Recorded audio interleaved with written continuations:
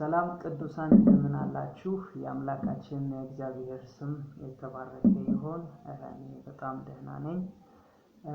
ዛሬም የእውነት የተሰኘውን የተከታታይ ትምህርት ክፍል 2ን ይዤላችሁ መጥቻለሁ።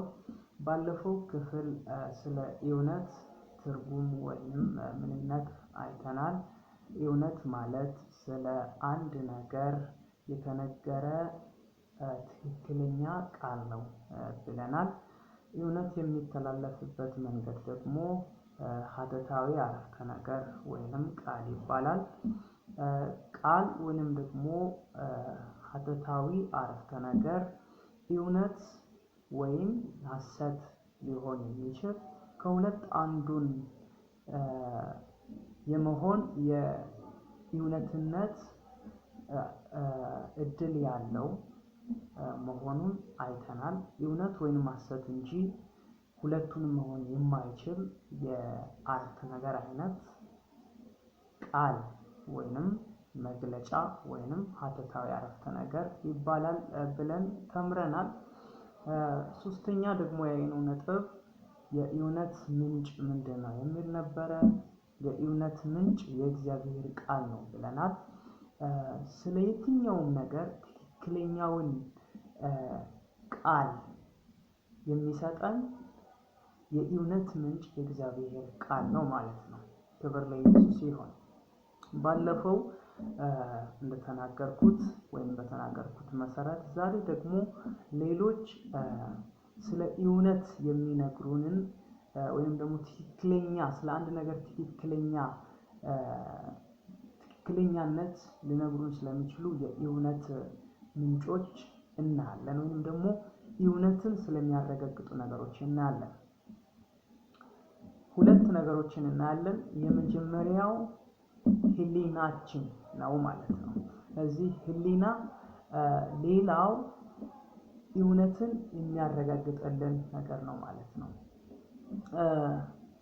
እግዚአብሔር ህሊናችንን ክፉን ከደግ ወይንም ደግሞ እውነቱን ከሐሰቱ እንድንለይ ሰጥቶናል። መጽሐፍ ቅዱስ በሮሜ ምዕራፍ 2 ቁጥር 14 እስከ 15 ላይ እንዲህ ይላል። በእግዚአብሔር ስም አነበዋለሁ።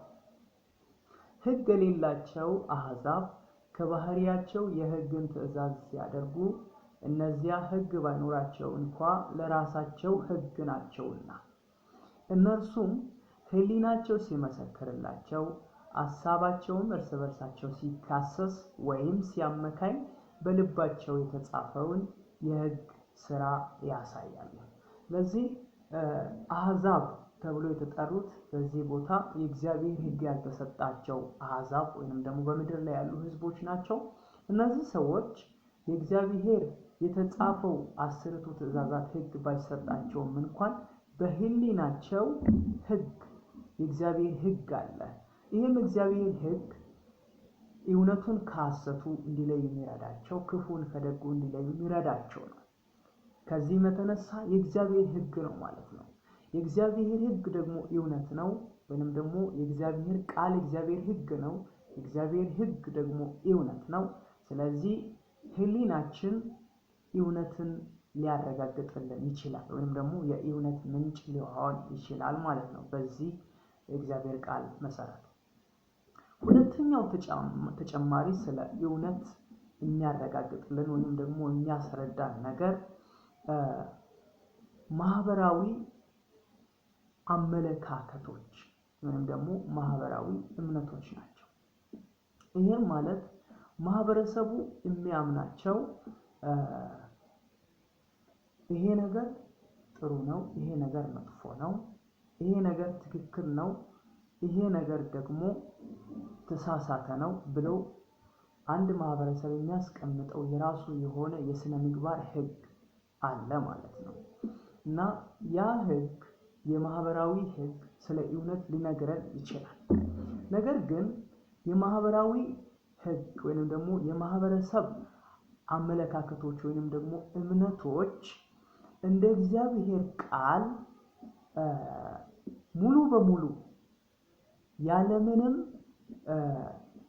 ግምገማ ያለምንም ማጣራት እንደ እውነት አድርገን የምንወስደው አይደለም። የአንድን ማህበረሰብ አመለካከቶች ከእግዚአብሔር ቃል አንጻር ልንፈትሽ ይገባቸዋል።